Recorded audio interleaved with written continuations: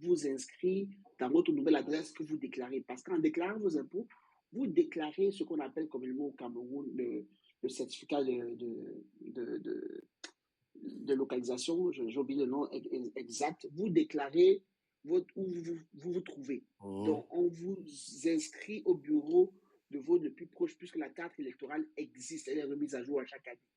Donc, de manière purement technique, on ne peut pas, si l'État publie une liste avec des noms des gens et tout, ils n'ont pas le droit parce qu'ils vont violer la confidentialité des informations confidentielles des personnes, ils seront directement poursuivis. C'est impossible. Donc, ce n'est pas possible. Sur le point de vue purement aussi technique pour le déroulement des élections, ils ne peuvent publier la liste, comme l'a dit Axel tout à l'heure, qu'au niveau de chaque bureau de vote, on a tel nombre d'inscrits, tant quantité de femmes, quantité d'hommes, comme l'analyse que vous avez faite. Donc, le débat actuellement qui est de se focuser sur justement les détails des listes pour savoir s'il y a des doublons et ainsi de suite, c'est un débat caduc qu'on veut juste nous enfermer une fois de plus des débats qui n'ont pas de sens. Et c'est dommage que les Camerounais ne lisent pas juste l'article 78 à 80 pour étayer cela. Ok. Merci, Gabriel. Mais Honorable, si tu permets, hein, je voudrais qu'on avance un peu parce que j'ai vu, pas Hortense, j'ai vu Sophie tout à l'heure faire un commentaire pour avancer un peu et aller dans le sens que tu as pris tout à l'heure, en juin, vers 14 h, quand tu as publié ton premier texte. C'est celui de la responsabilité individuelle. Parce que tout ce dont on parle là, c'est qui doit être responsable de constater qu'il y a fraude, qu'il n'y a pas fraude, qu'il y a erreur, qu'il n'y a pas erreur. Est-ce que c'est l'ECAM? Est-ce que c'est les partis politiques? Est-ce que c'est les citoyens? Et si j'entends bien ce que l'honorable a dit, dans tous les cas, son point de vue, le point de vue de Cabral Libye, c'est que nous avons une responsabilité dans l'ensemble du processus électoral, que ce soit au niveau des inscriptions, que ce soit au niveau de la vérification de la liste électorale et encore plus au moment de voter ou de contrôler le vote. Donc, je vais t'entendre peut-être là-dessus et écouter les commentaires des amis avec lesquels nous sommes. Alors, moi, je vais aller très vite. Après avoir écouté Gabriel et Banda, dont je connais très bien, et toi, d'ailleurs, vous êtes dans le même pays, les compétences en matière de technologie, et je sais dans quelle boîte ils bossent. Tombons donc d'accord définitivement ici, avant d'avancer, William, que ce que la loi camerounaise a demandé n'existe nulle part, simplement parce que c'est impossible pour deux raisons. D'abord, une raison technique et une raison légale. Et vraiment, c'est des éléments de langage que nous tous, nous devons intégrer. Parce que quand vous rentrez dans les débats Facebook, souvent les gens n'ont pas le courage de dire la vérité parce qu'il y a plein de gens qui sont dans l'ignorance et qui passent pour des savants. C'est pour ça que j'aime toujours rappeler cette citation. Ce n'est pas parce que les gens sont nombreux à avoir tort qu'ils ont subitement raison. Et parfois, même quand vous êtes encerclé par une meute d'ignorants, il faut pouvoir leur dire la vérité. Même si on vous insulte, la vérité va rester travailler en eux. Ce que la loi demande là au directeur d'Elections Cameroun de faire, à l'état actuel des informations dont nous disposons dans ce live Facebook, n'existe nulle part et est même infaisable pour des raisons techniques et des raisons légales. Maintenant, puisque tu demandes d'avancer, avançons. Moi, je fais pas à pas, William. Vraiment, allons pas à pas. J'ai lu, il y a des gens qui me sont tombés dessus. Je viens de passer dans mon post là tout à l'heure, le premier post, qui a déjà plus de 1000 commentaires, que d'insultes. Les gens disent, si on publie la liste, on va vérifier les morts. Par quelle magie? Supposons même que les comme maintenant là, Axel. Très bon point. Ils n'ont publie dans un site. Publie même dans un site. Justement, tous les 8 millions d'inscrits du Cameroun. Dis-moi, toi, comment toi tu sauras que quelqu'un est mort à Maroua ou à Adamawa ou je ne sais où? Tout ça, c'est des histoires. Il faut avoir accès au fichier d'état civil. Non, mais tu n'as pas accès au fichier d'état civil. Et même si tu as accès, est-ce qu'au Cameroun, quand les gens meurent, on va immédiatement faire les actes de décès? Jamais. Tout le monde sait que les actes de décès, c'est quand il y a le problème de succession. Tout à fait. Sinon, les gens ne font pas ça. Les gens ne font tout pas ça, les actes de décès. C'est des diversions inutiles. On me dit non, Ah, on va détecter les noms fictifs. Ouais, William, réfléchis juste un peu si le cerveau est en place. Moi, j'ai le fichier. Je fabrique mes noms fictifs. Je mets donc ça dans une liste de 8 millions de noms. Toi, par quelle magie tu sais que c'est fictif? Tu ne sauras pas. Donc, à la rigueur, la seule chose, et on est en train d'avancer, la seule chose que la publication d'une liste unique entière peut permettre de détecter, c'est les doublons. C'est ça. Les doublons. Encore Et- là, les doublons, il faut la même- métadonnée du président. Parce que et on même peut avoir les deux doublons. noms, mais deux dates de Est-ce que naissance si même avec différentes. William Baïha est à Ezeka, est-ce qu'il a interdit qu'il y ait William Baïha Voilà. à Bodmaka? Il y a 6 Il règles de est né qualité le de même données jour, la qui ne même sont pas couvertes. Justement, même les doublons, là, exactement. c'est Et toi, n'ayant difficile. pas les métadonnées, n'ayant pas les détails exacts de date de naissance et autres, tu ne pourras pas les détecter. Et ça, dès que tu dis ça aux gens, ils te tombent dessus, ça veut dire que tu es un pion du régime. Il faut parfois dire la vérité aux gens et que le seul moyen, William, et moi j'avance, le seul moyen de bloquer la fraude électorale, Chaque personne, c'est que chaque personne le seul moyen. s'implique. Il s'inscrit, revendique son récépissé. Quand on publie, que ce soit publié numériquement, parce que si on publiait numériquement, comme au Canada, comme au Sénégal, comme en Côte d'Ivoire, tu pouvais donc taper ton code ou comme ce que tu nous montrais là tout à l'heure, le numéro de ton récépissé, tu vois si ton nom est là ou pas. Mais la vérité, c'est que si on veut vérifier même les morts, William, c'est la proximité qui permet de détecter les morts. Parce que si moi je suis à Ezeka et je pars vérifier la liste à Elekam d'Ezeka et je vois le nom d'un gars de mon quartier qui est mort, je peux dire à Elekam que je vous dis que le gars est mort. Bon, mais encore que quand tu vas le dire à Elekam, ce sera un bavardage inutile. Elekam va te demander l'acte de naissance, de décès. Tu l'auras? Tu ne l'auras pas. Donc il faut arrêter tout ça. C'est des pertes de temps. William, au Roland qui est là dans ce direct Facebook ou TikTok, comme moi, nous sommes élus sur la même liste dans l'Union Ekele. Roland, on a gagné l'élection, je crois, à 62% ou 58%, je ne sais plus. Donc c'est parce qu'on avait toiletté les morts, parce qu'on avait neutralisé les doublons, parce qu'on a trouvé les noms fictifs. À quel moment, toi et moi, pendant qu'on battait campagne, on a commencé à pourchasser les morts dans la liste? À quel moment on a cherché les doublons?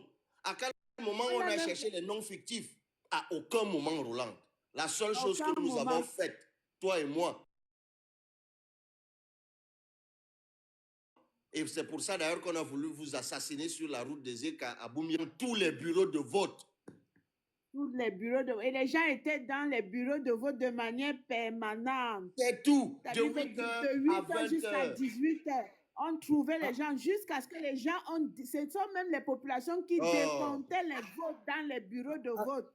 Et quand Axel, je te descends d'abord, je fais monter la minou.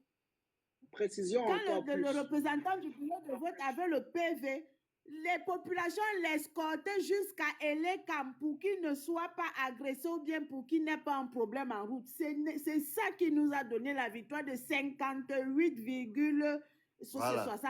C'était inédit dans l'Union Ekele. Honnêtement, honorable. Précision honorable. C'est tout. C'est tout.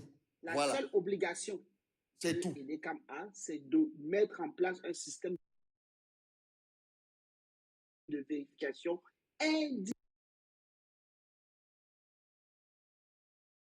individuelle.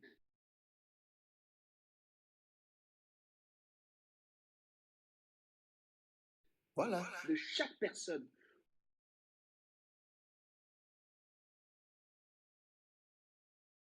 Vous retrouvez ça sur tous les sites des élections de tous les pays où on dit, tu peux, avec ton code postal, avec ton numéro d'assurance sociale ou ton numéro unique, numéro universel de chaque individu camerounais parce qu'il est unique. Trouver toute ton information et ta métadonnée dans le site de l'élection. C'est le seul moyen de le publier. En tout cas, j'ai dit ça maintenant, il y a des gens qui bavardent, ils ne sont même pas inscrits. Parfois, c'est des gens qui foutent le désordre partout et de la désinformation. Et moi, je vais vous dire, J'ai rien contre la requête du MRC, mais une fois encore, on va mettre ça sur le compte de la détestation mutuelle et tout ça. C'est des grosses diversions. C'est-à-dire que quand tu prends cette requête, tu la lis. Tout ce qu'elle va conforter dans l'opinion, c'est qu'on gagne les élections parce qu'on publie la liste. Pourtant, ça n'existe nulle part. Mais quand tu vas dire ça quelque part, on va dire que tu n'aimes pas le MRC. Ce qu'il faut dire aux gens qui sont, je ne sais pas s'il y en a qui sont en train de nous regarder, chers amis, moi j'avais quelqu'un dans un bureau de vote à la présidentielle à Bepanda, à Douala, qui nous a ramené un PV le soir où j'avais 0 voix dans son bureau de vote. Les gars ont failli me battre à Douala. Tout le monde connaît cette histoire. Lui-même n'a pas. Lui-même ne m'avait pas voté. Et quand on lui dit que, mes gars, comment tu as surveillé le vote toute la journée, on a 0 voix, il sursaute. Il dit que non, c'est pas vrai. On dit comment c'est pas vrai? Ça veut dire que tu as pris l'argent, tu as signé au faux PV, et ceux qui t'ont donné de l'argent ont même dit que même toi, tu as voté contre toi. Voilà la vérité. Nefro revient. Et quand tu dis aux gens que faites le petit sacrifice, les gens te disent qu'ils n'ont pas l'argent pour aller regarder les listes. Ils n'ont pas l'argent. Et les gens croient qu'ils votent pour les autres. Oui, et c'est pour ça qu'on va dire que, oh, Cabral Libi, il est député, il a pris du poids. Parce que les gens croient qu'ils votent pour les autres. Mais William, toi qui es assis là, même s'il n'y a pas de changement au Cameroun en 2025, ta vie change en quoi là-bas au Canada? Gabriel, je sais ce que tu es là-bas au Canada. Ta vie change en quoi? C'est peut-être les charges qui vont juste baisser ici. Et beaucoup d'entre nous, oui, qui sommes là en train de parler, on avait quelques petites vies avant. Mais souvent, les gens même qui ont intérêt à ce que le changement ait lieu pour leur propre vie, ils te répondent qu'ils n'ont pas le temps d'aller vérifier. Eh bien, sachez donc que si les gens ne peuvent pas faire ce petit sacrifice, eh bien, le changement n'aura pas lieu. Parce que je ne vois pas comment il va arriver autrement que par le sacrifice individuel. Un peu comme Gabriel disait tout à l'heure qu'il faut que l'ECA mette en place un dispositif de vérification individuelle. Et c'est pour cela que je dis que si tous ceux qui veulent le changement n'intègrent pas, qu'ils doivent s'inscrire, qu'ils doivent voter massivement, et que chacun doit dire, moi, X, moi, Y, dans mon bureau de vote situé à Y endroit ou à X endroit, j'y serai bénévolement de 8h à 18h, même si aucun des candidats ne me donne rien. Je vais d'ailleurs chercher mon candidat que je veux supporter, il va me donner mandat. Je vais le représenter et je vais donner mon PV. Dans ce bureau de vote, il n'y aura pas de fraude. Si on a 25 000 individus comme ça, de passer le patriote. si on a 25 000 individus comme ça, même si on a 50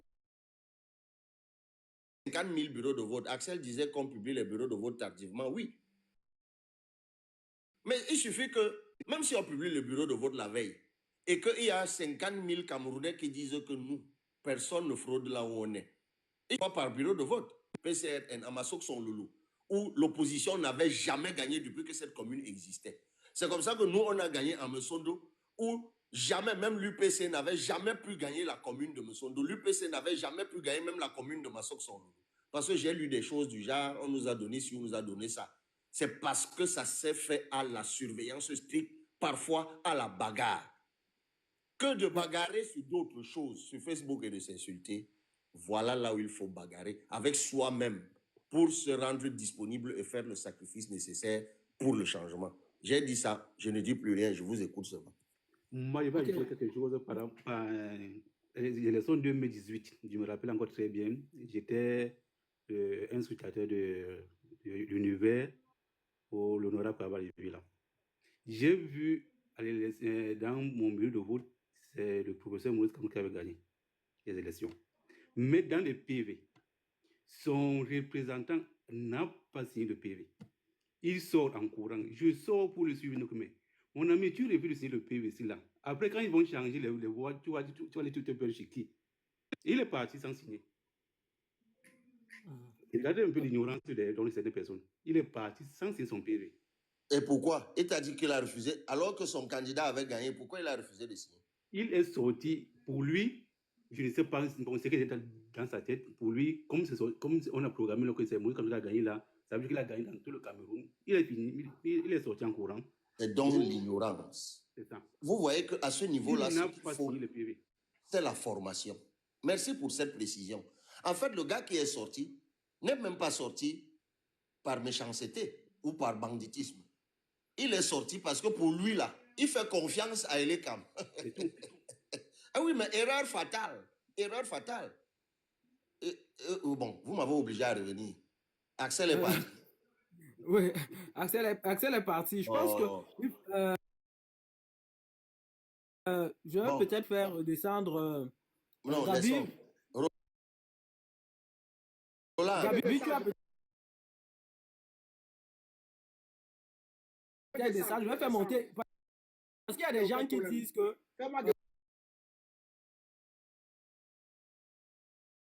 le live est trop orienté. Bon, après, après tu me fais déjà. Fais-moi descendre d'abord, William, s'il te plaît. Comme ça, tu fais monter quelqu'un d'autre qui... Vas-y, j'ai fait descendre Gabi un C'est moment. bon, parce qu'elle a monté. Nous, on Ouais, descend ok. pas. Merci. Roland. Mon président. Écoute-moi d'abord, mon président. Dis-moi un peu, si dans chaque commune d'Union européenne, il y en a 10, la commission, les membres de la commission d'inscription dans chaque commune font leur travail au courant de l'année. Ils ne sauront pas quels sont les nouveaux bureaux de vote qu'il y a eu. Ils ne sauront pas le nombre d'inscrits qu'il y a dans leur commune et par bureau de vote. Et qu'est-ce qui empêche? Je finis ma question. Je finis. Qu'est-ce qui empêche, s'il te plaît, Roland, qu'au bout, le bureau départemental d'Union Ekele compile les documents venus de chaque commission et se fait une idée de la démographie électorale dans le département? Dis-moi un peu, comment ça là est impossible à l'heure actuelle? Voilà, on parle plus.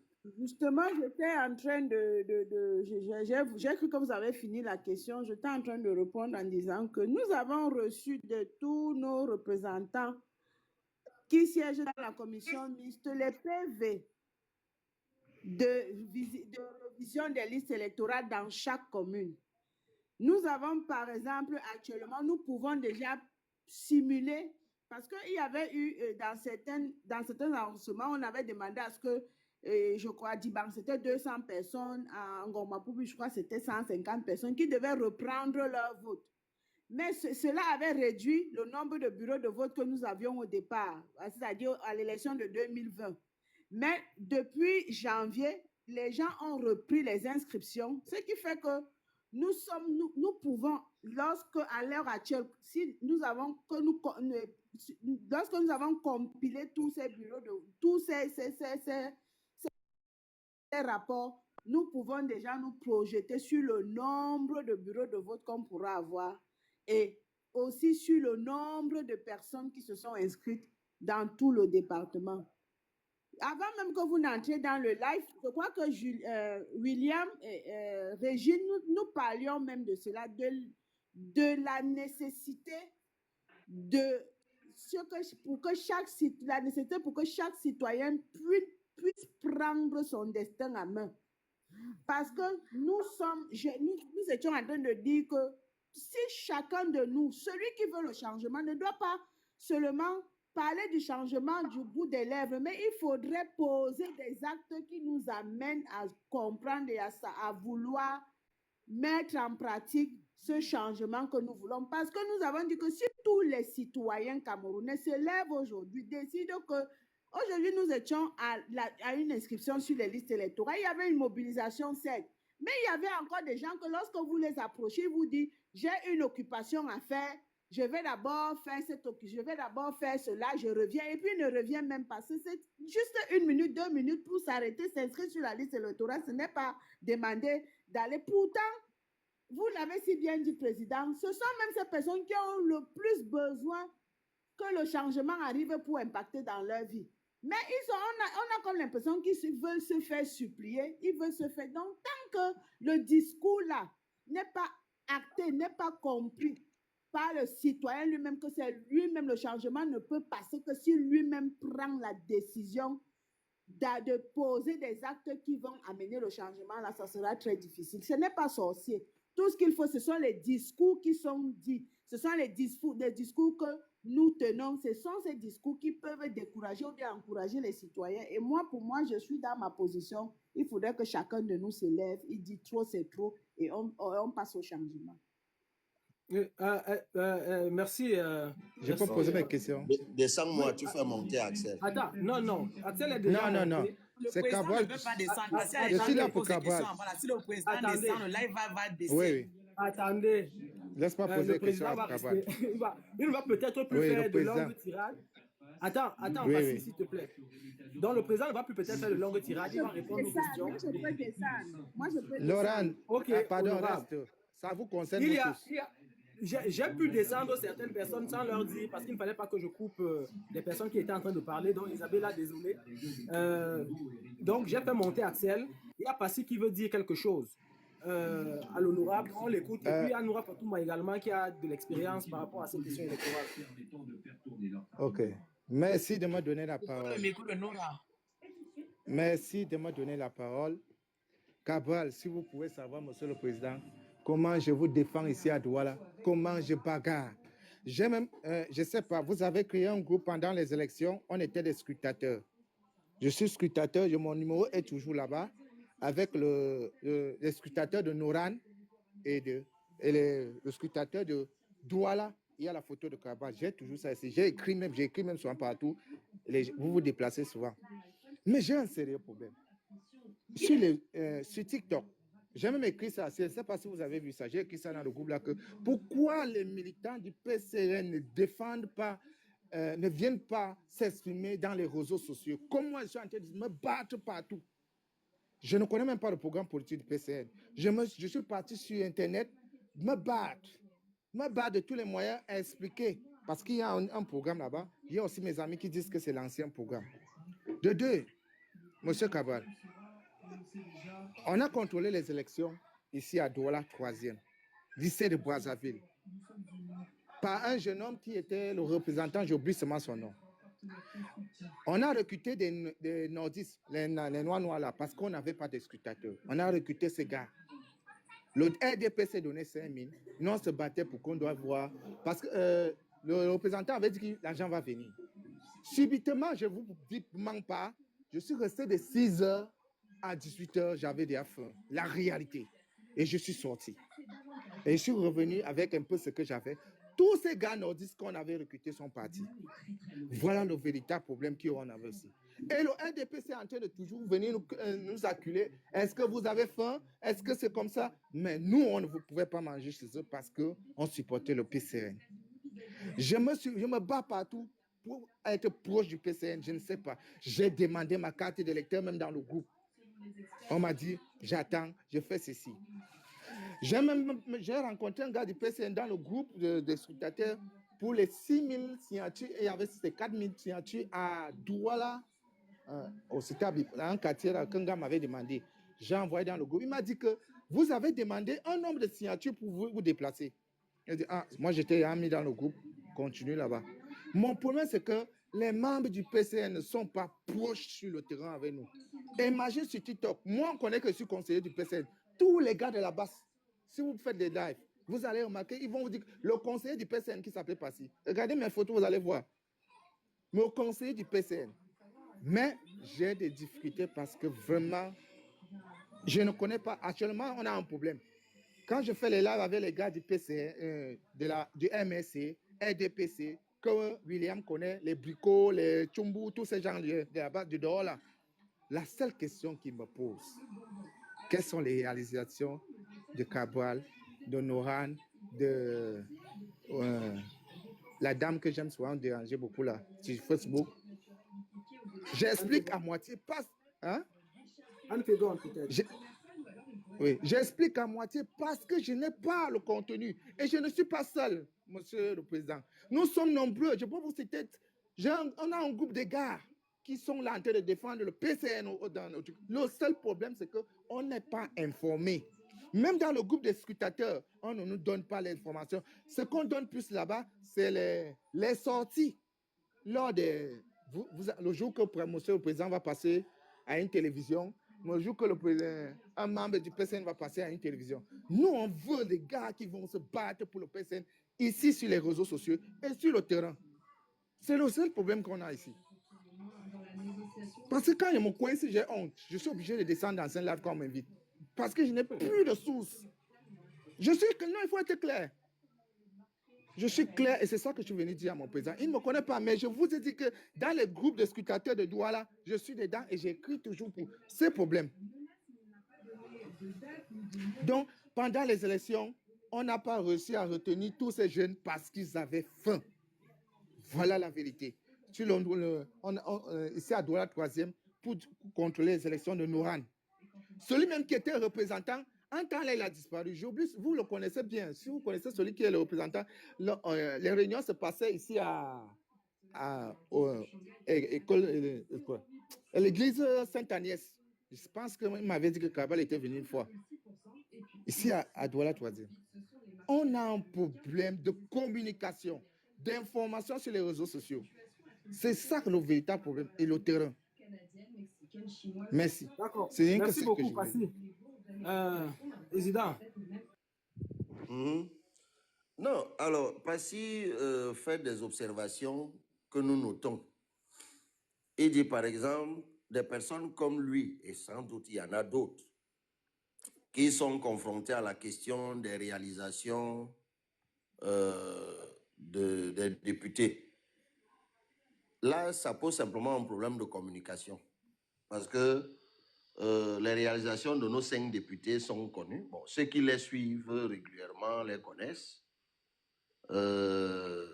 Mais je crois qu'il y a un travail de vulgarisation. C'est même un problème, je crois, qui a été soulevé plusieurs fois en réunion de com. Il faut déjà, que l'information parvienne aux communicants et que les communicants s'organisent à la diffuser, à la divulguer auprès de la base. Pour qu'à la question, depuis qu'il est député, il a fait quoi? Il y a des actions matérielles qui sont plus connues dans nos circonscriptions et pas dans le reste du pays, et des réalisations immatérielles qui, elles, rentrent dans le cadre du travail parlementaire, parce qu'un député, il est élu d'abord pour voter des lois, contrôler l'action du gouvernement. Donc, il y a des actions de contrôle de l'action du gouvernement, et puis il y a des actions sociales que nous menons, nous essayons de faire. Nous ne sommes pas des DG ou des ministres, on n'a pas de budget pour construire les ponts, les écoles et tout le reste, mais néanmoins, on fait avec le peu qu'on a des choses pour soulager les souffrances des gens. Donc ça, maintenant, Passy, vraiment, je te remercie pour, vraiment du fond du cœur, pour tes sacrifices, pour ton combat. Et c'est noté. Ça veut dire qu'au niveau du secrétariat national à la communication, secrétariat national à la propagande, je crois que Régine est encore là, secrétariat national communication, propagande et à l'organisation des ressources humaines, il faut une vraie stratégie de diffusion et de divulgation des réalisations des élus, non seulement des élus parlementaires, mais aussi des élus municipaux. Surtout même d'ailleurs des municipaux, parce qu'eux, on peut penser qu'ils ont même des budgets pour faire des réalisations concrètes, et je sais qu'il y en a. Bon, enfin, ce n'est pas le lieu de revenir sur tout ça. On a souvent communiqué en d'autres occasions. Donc, parce que c'est noté, il faut qu'au niveau de Douala, vraiment, il y ait ce travail-là de stratégie pour toucher la base. Maintenant, pour le reste, je ne crois pas qu'il y ait quelque chose de spécial à dire. C'est une redite. William, c'est pas ça la responsabilité. Mais mon président, le programme politique. Oui, mais le programme politique actuellement, qui était à la dédicace à Best Western. Hein, Passy? Allô, Passy? Je vous écoute pas. Oui. Est-ce que vous étiez à la dédicace en décembre dernier? À Best Western. Je vois seulement ça sur Facebook. Bon, là, la dédicace, voilà, elle a été annoncée dans les médias longtemps à l'avance.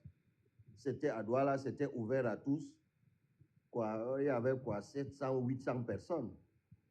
Donc, tu aurais pu venir à la dédicace. Parce que le programme politique, c'est dans un livre maintenant, ce que j'ai vu, Manifeste de la rupture et du progrès. C'est là qu'il y a le programme politique maintenant du PCRN. Donc, voilà, il faut que tu fasses aussi un petit effort dans ce sens pour accéder. Mais là encore, on est en train de travailler. Ça doit te rassurer. on est en train de travailler sur des capsules. Bon, William est bien placé pour le dire. Sur des capsules numériques, vidéo, audio, pour segmenter le programme et le mettre dans de petites capsules que les gens peuvent se partager et écouter facilement. Ça, on est en train de travailler là-dessus, ça arrive bientôt. Mais, parce que c'est noté, hein, moi je voudrais juste te rassurer que tes préoccupations sont notées et qu'on va essayer de travailler très vite pour que la prochaine fois, tu nous témoignes du changement à ton niveau. Alors, la dernière chose, c'était les gens qui vendent dans les bureaux de vote, la famine. Parce qu'il faut qu'on se dise des vérités. Si tu veux combattre le RDPC avec l'argent, tu perds ton temps. J'aime toujours prendre l'image, pour ceux qui sont chrétiens parmi vous, l'image de David contre Goliath. Si David avait lutté contre Goliath avec les armes de Goliath, David aurait perdu. Parce que tous ceux qui ont rivalisé avec Goliath par la taille, il les a battus. Par l'armure, il les a battus. Par la force musculaire, il les a battus. David a utilisé la petite faiblesse qu'il y avait sur son front et c'est par là qu'il l'a battu. Donc, nous, on n'aura jamais l'argent que le RDPC a pour donner 5 000 aux gens dans des bureaux de vote. Et je suis contre l'idée que les gens qui vont dans les bureaux de vote sont des prestataires de services. S'il y a, par une collecte, on va essayer encore. Si on réussit à lever des fonds pour pouvoir faire de casse-croûte à tous nos amis et sympathisants et camarades qui font le sacrifice d'une journée de surveillance dans un bureau de vote, tant mieux. Mais je voudrais que ceux qui veulent aller dans les bureaux de vote poussent le sacrifice jusqu'au niveau de préparer même leur propre casse-croûte dès la veille. Sa bouteille d'eau et son bout de pain dans le sac. Il y a des endroits où ça s'est fait aussi. Où quelqu'un dit, moi, je prépare mon bout de pain et mon... Et tu fais bien de dire que tous les gens qu'on a recrutés à la dernière minute ont fui. Parce que eux, c'est des prestataires de services. Il apprend qu'il y a les élections dehors et que les partis ont l'argent. Donnez-moi l'argent, je surveille le vote. Mais en fait, c'est de l'argent perdu. Parce que celui qui vient comme prestataire de service, même si tu le promets 5 000, quand le RDPC va lui donner 10 000, il va toujours vendre. Donc, c'est inutile de penser que parce que tu as donné à manger aux gens, ils vont être intègres. La nourriture ne crée pas l'intégrité. On est intègre avant d'avoir faim. On est intègre quand on a mangé, même après avoir mangé. Et ce sont les personnes intègres que nous cherchons et qui peuvent faire le sacrifice pour le changement dans notre pays. Parce que si vous voulez que quelqu'un devienne président de la République, ce n'est pas juste pour le plaisir de voir qu'il est désormais à étudier. C'est parce qu'il a un projet dont tu es sûr que l'implémentation va améliorer ton propre quotidien là où tu te trouves, où que tu te trouves. Donc, c'est un investissement que toi-même tu fais. C'est un sacrifice que tu fais pour que le changement qui va transformer ta propre vie arrive. Mais ce que tu veux pour ta propre vie, est-ce que tu vas étalonner ça sur un casse-croûte de 18h, de 6h à 18h? Certains d'entre vous font même les jeûnes, non? En temps normal même, vous priez, ils prient. Il y a des gens, ils disent je jeûne. Les musulmans ont le moment de carême, non? Les chrétiens même ont des moments aussi de carême, non? Pourquoi le jour de l'élection ne serait pas pour toi, le musulman ou le chrétien, ton jour de carême pour le changement au Cameroun? Pourquoi c'est la nourriture et la famine qui font que tu abandonnes le bureau de vote et on dit que ton adversaire a eu 100%? Voilà la réflexion de fond. D'où la question, William, que tu posais en débat tout à l'heure, de l'engagement sacrificiel et individuel. Moi, je n'ai pas peur de dire qu'il faut que les gens fassent le sacrifice. Parce que moi qui vous parle, lorsqu'on a coupé mon salaire à l'université de Yaoundé 2 en 2018, en début d'année, ou en fin 2017, et que je suis resté sans salaire jusqu'à devenir député, c'était un sacrifice. Et je pourrais revenir sur plein d'autres choses que j'ai dû sacrifier. J'ai aujourd'hui des camarades qui sont très loin, que ce soit à l'université ou dans les administrations diverses, parce qu'au moment où on s'est lancé, certains se sont dit « Ah non, le prix à payer est trop élevé, je construis ma petite vie ». Moi, j'ai continué. Donc, même les hommes politiques qu'on croit voir loin, et on dit que c'est eux qui sont les premiers bénéficiaires quand ça marche. Oui, mais souvent, ils sont aussi les premiers perdants quand ça ne marche pas. Donc, chacun d'entre nous fait un petit sacrifice à son niveau.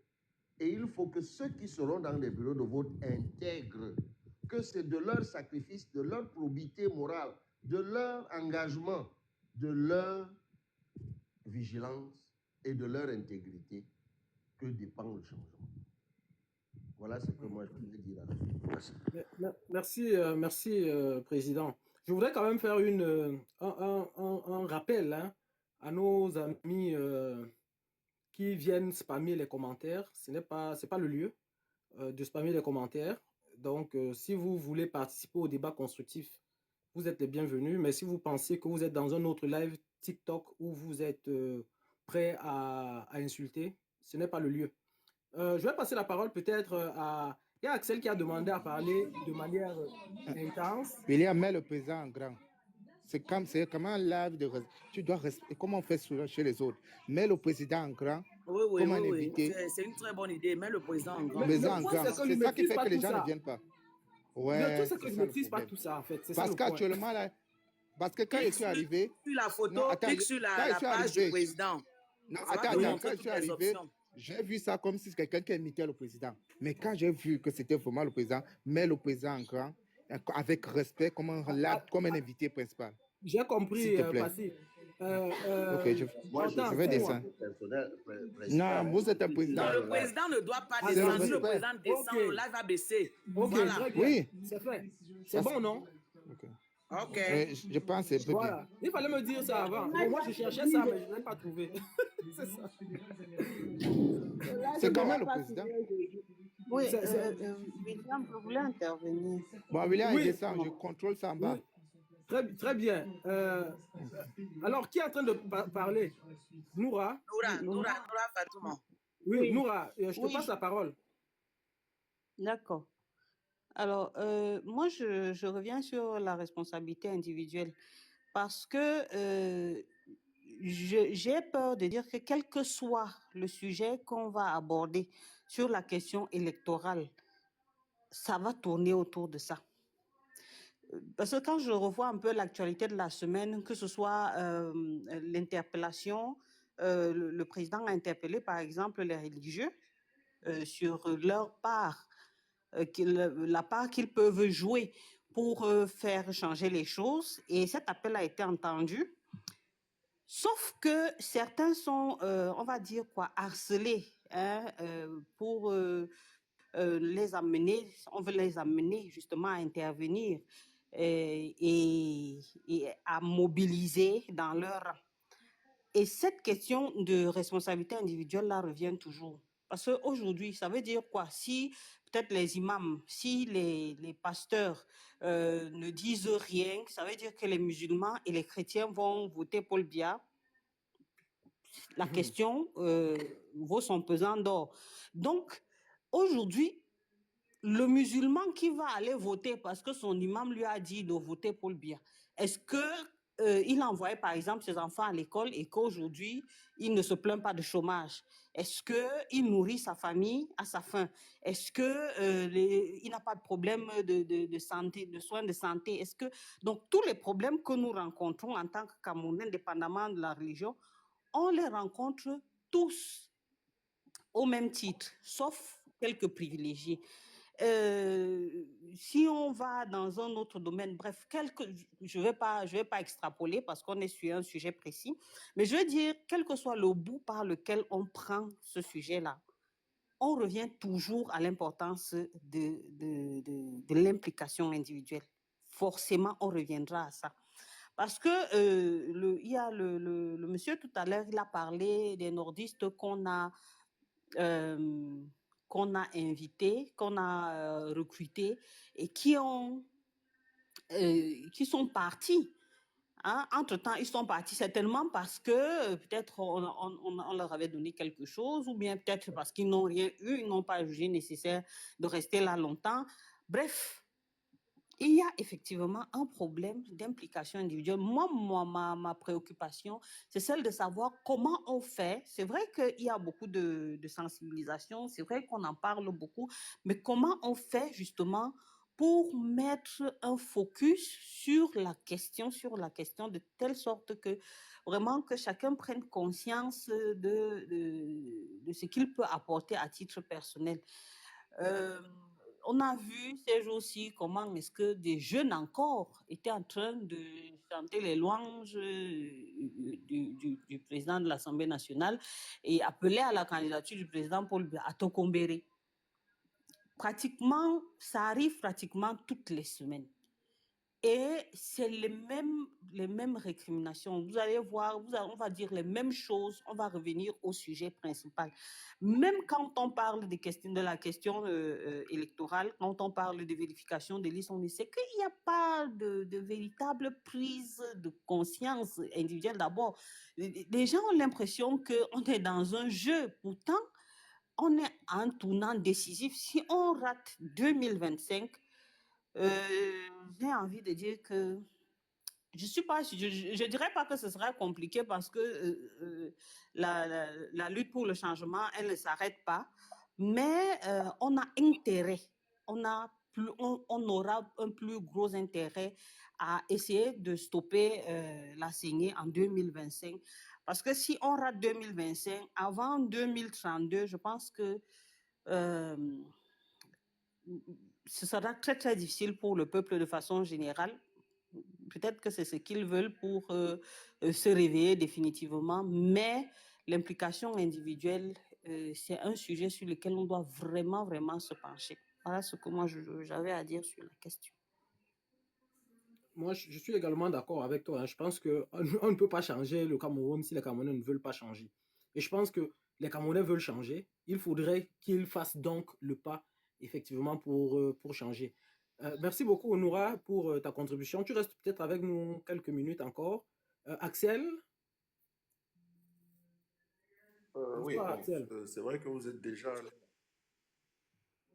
Oui, c'est vrai que vous êtes déjà allé un peu loin, parce que je voulais intervenir sur la question des bureaux de vote.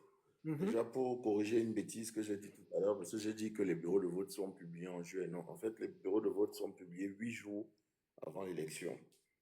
Ça rend la chose encore un peu plus complexe.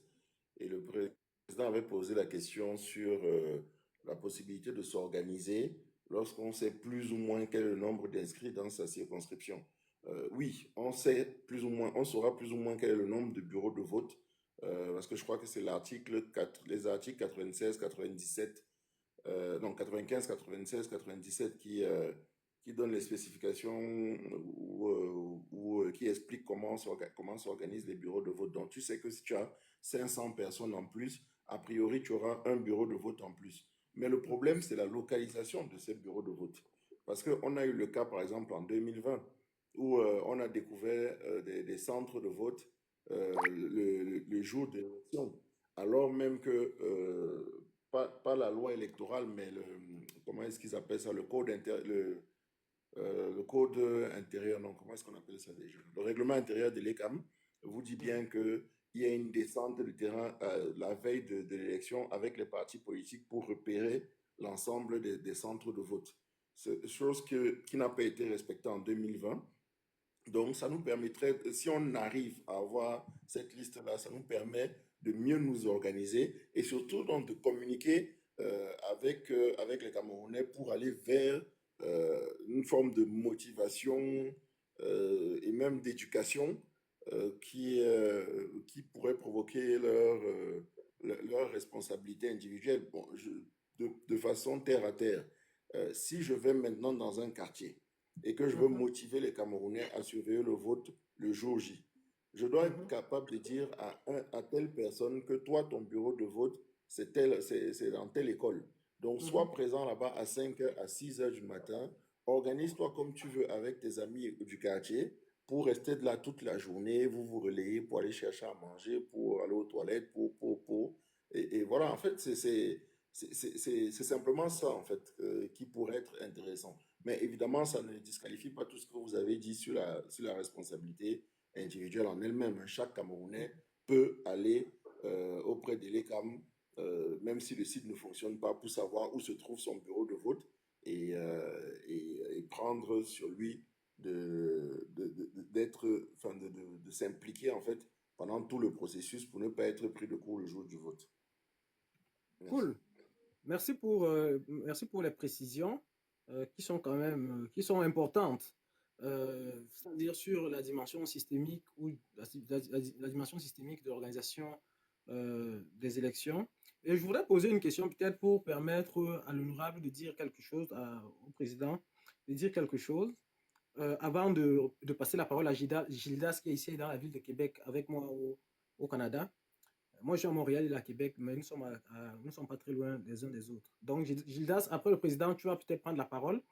Président, pourquoi, à ton avis, chaque fois qu'on demande aux Camerounais de prendre leurs responsabilités, il y a comme une petite musique parmi la classe politique qui s'oppose à cette idée et qui donne l'impression que demander aux Camerounais de prendre leurs responsabilités, c'est jouer le jeu du régime ou le jeu du pouvoir.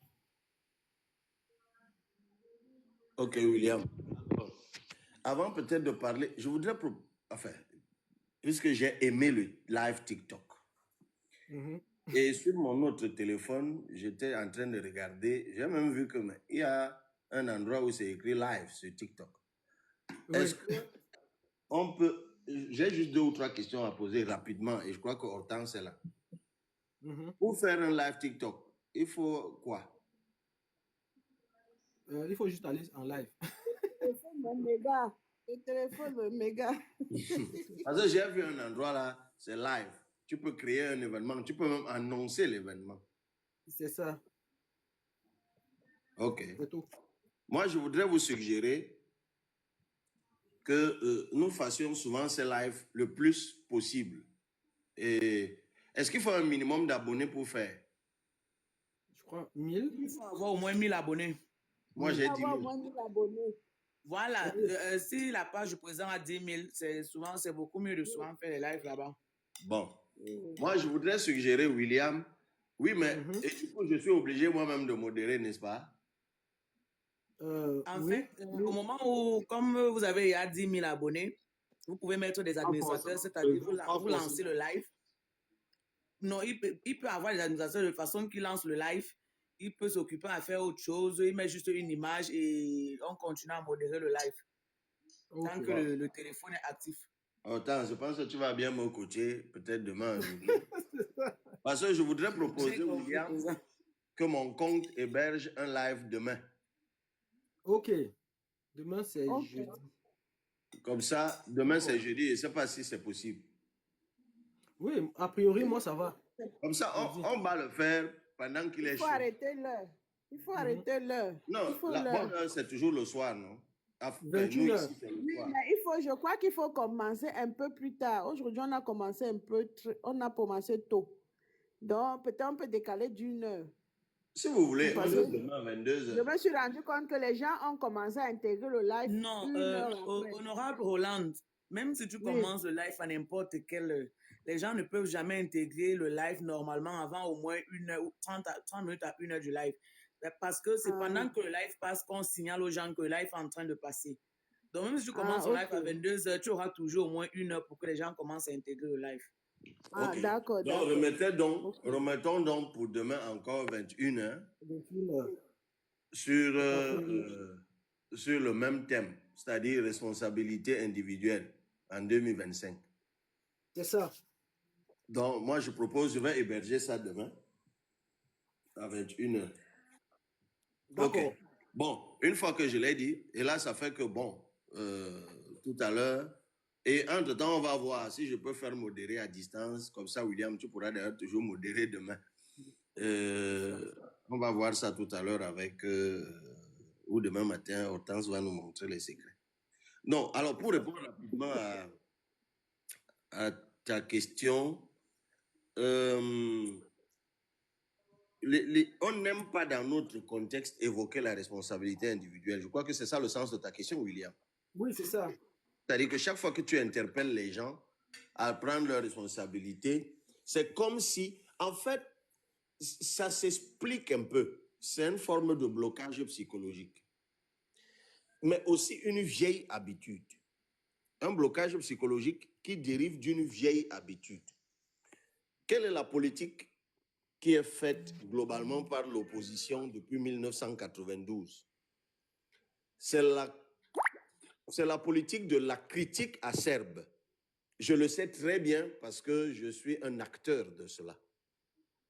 Donc, dans notre contexte, le bon opposant est celui qui critique d'abord, qui montre les défaillances du gouvernant. Ce qui est effectivement un trait caractéristique d'un bon opposant. Il faut qu'on se comprenne là-dessus. Cela vient en fait de 1992, lorsque nous sortons du parti unique. Qu'est-ce qui a été consacré au Cameroun comme le bon opposant? Ce n'était même pas celui qui forcément avait une proposition pertinente. C'est celui qui avait le courage de contester l'ordre établi. Parce qu'en 1992, en tout cas ces années-là, le courage, c'est quelque chose qui comptait fondamentalement en politique dans notre contexte. Parce qu'il fallait être simplement courageux pour oser s'opposer aux gouvernants autoritaires, dictateurs qu'il y avait. Donc, en réalité, le seul mérite de tous ceux qui ont émergé en politique en 1992, c'était le courage, mais surtout le courage de quitter même le régime. Parce que rendez-vous compte qu'en 1992, quels sont les principaux opposants? C'est John Frundi, ancien conseiller municipal du RDPC. Adamou Ndamjoya, ancien ministre sous le parti unique. On dit souvent que c'est lui qui a fait la colle. Bello Bouba, ancien premier ministre du parti unique. Augustin Frédéric Kodok, ancien DG au sein du parti unique, ainsi de suite, ainsi de suite. Donc, il y a au Cameroun une forme de mérite à avoir le courage de quitter l'ordre gouvernant. J'ai même envie de dire qu'en 2012, lorsque le professeur Kamto démissionne, par exemple, du gouvernement, ça va constituer pour lui un capital politique énorme. Parce qu'on est toujours à peu près dans le mythe de l'opposant transfuge. Parce qu'en 92, les vrais opposants même en réalité, c'était qui? C'était les Henriette Tekwe. C'était les Yondo Black Mandenge. C'était les Albert Moukon. Toi, tu peux citer davantage de noms. William, tu es historien. C'est-à-dire des gens qui avaient déjà osé s'opposer au parti unique et qui en avaient d'ailleurs fait les frais, y compris physique. Albert Moukon a perdu un œil en s'opposant au parti unique et puis il en est même mort. Beaucoup de jeunes ne le connaissent même pas. Mais qui a été célébré en 92 dans le cafouillage du multipartisme? C'est ceux qui venaient juste de quitter le parti unique et l'autoritarisme et qui avaient inversé leur tunique et qui devenaient des opposants. Donc leur mérite était d'avoir le courage de sortir du pouvoir et de s'opposer au pouvoir. Mais personne n'a prévu la conséquence derrière. C'est que personne n'avait vu qu'ils étaient, pour certains, opportunistes. Et qu'une fois qu'ils s'étaient rendus compte qu'en fait, le pouvoir n'allait pas basculer comme ils l'avaient cru, parce qu'eux, ils avaient quitté le pouvoir pour anticiper en se mettant du côté où le pouvoir allait tomber. Et quand ils se sont rendus compte que le pouvoir n'allait pas tomber, ben, ils ont vite rebroussé chemin. Il y a donc quelques-uns qui sont restés, comme les Adamou Ndamjoya. Donc, ça, c'est quelque chose qui fait que, n'oublions pas que ce n'est que depuis 92 que nous sommes dans le multipartisme, la politique avec l'opposition et tout. Donc, on aime, pour l'heure, les gens, ils n'aiment pas quand on leur dit que, en fait, ça dépend de vous. Non, il y a toujours un responsable, et ce qui est vrai par ailleurs, c'est ceux qui nous dirigent, ils ont tout gâté, et il faut qu'ils partent, on va les chasser. Mais ça a créé donc le mythe de la délégation de responsabilité. C'est même pas un mythe, mais c'est vraiment le bon mot, c'est l'illusion. la délégation de responsabilité. C'est-à-dire que quand on dit le Cameroun, c'est le Cameroun. Vous savez, je le dis dans l'ouvrage, c'est le pays où tout le monde veut que ça change, mais que le changement commence par les autres et que le changement ne change surtout pas ce qui me profite. C'est ça. Donc, c'est ça qui fait que le Cameroun, c'est le Cameroun. Donc, en fait, les gens, ils croient que, vous savez, on vous dit même que Paul Biya va mourir. Et puis, il y a des gens qui pensent que dès que Paul Biya meurt, le changement est arrivé. On a dit qu'on n'utilise pas les termes là. On a dit qu'on n'utilise pas les termes mourir ici. Ah oui, c'est vrai. Bon, si un homme décède ou je ne sais pas, voilà, je ne sais pas le bon mot. Passe l'arme à gauche. Voilà, passe l'arme à gauche. Les gens croient que le changement viendra parce que quelqu'un a passé l'arme à gauche. Mais quand tu vas leur dire que, mais regardez au Gabon, il y a un président qui a passé l'arme à gauche, c'est son fils qui a pris. Regardez en Côte d'Ivoire, un vieux président a passé l'arme à gauche, ce sont ses deux enfants, Konan Bédié et Ouattara, qui ont commencé à se taper dessus. Et finalement, l'un d'entre eux a pris. Gbagbo a juste profité du moment où ils se tapaient dessus. Quand ils se sont réconciliés, ils l'ont jeté en prison, ils ont repris. Quand tu leur dis, regardez au Togo, un vieux président a passé l'arme à gauche, son fils a pris. Il y a peut-être qu'un rare exemple comme en Guinée où, quand Lansana Conté est parti, Alpha Condé a pris.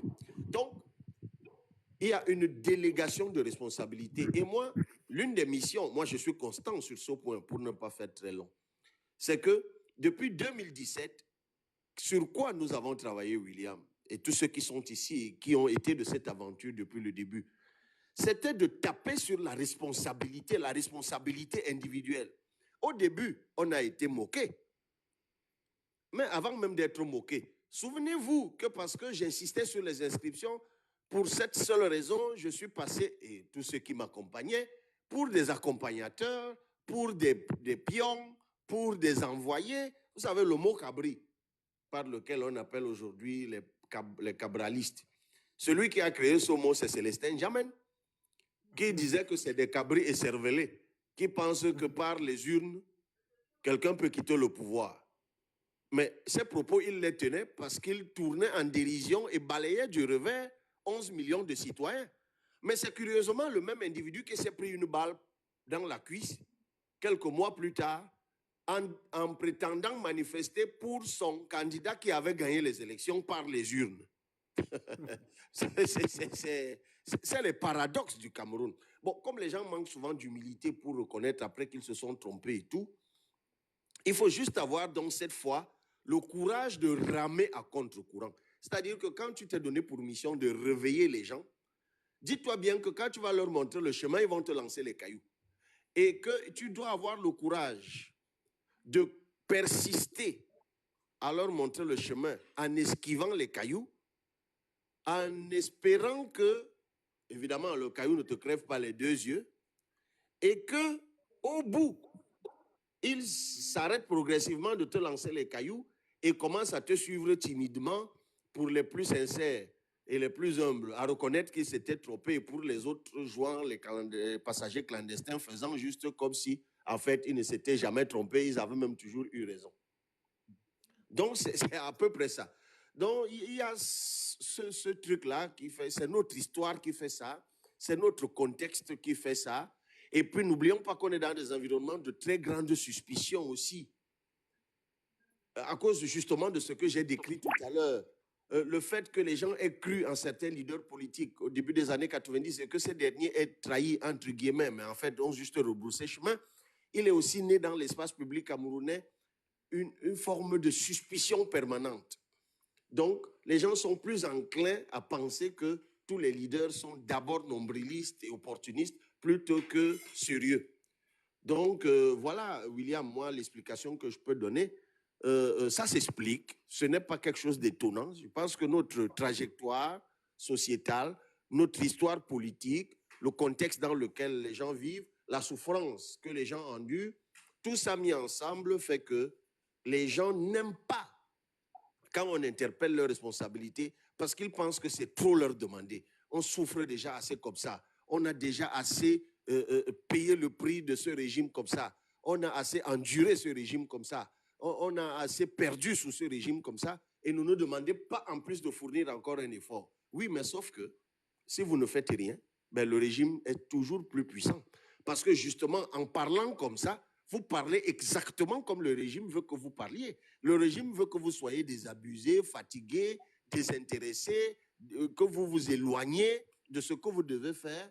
Et comme ça, lui, il va